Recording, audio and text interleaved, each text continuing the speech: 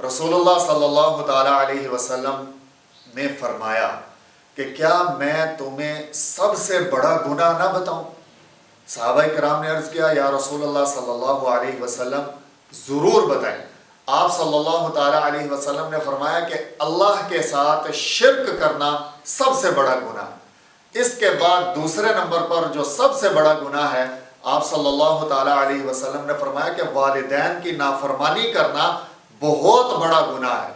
और सहाबी रसूल कहते हैं कि हुजूर सल्लल्लाहु अलैहि वसल्लम टेक लगाकर थोड़ा आराम से लेटे हुए थे कि सीधे होकर बैठे और फरमाया कि ध्यान से सुनो, तवज्जो से सुनो, झूठी गवाही देना भी बहुत बड़ा गुनाह है, झूठ बोलना भी बहुत बड़ा गुनाह है। सहाबी कहते हैं कि हुजूर सल्लल्लाहु अलैहि वसल्लम ये बार बार बोलते जा रहे थे, बार बार बोलते जा रहे थे।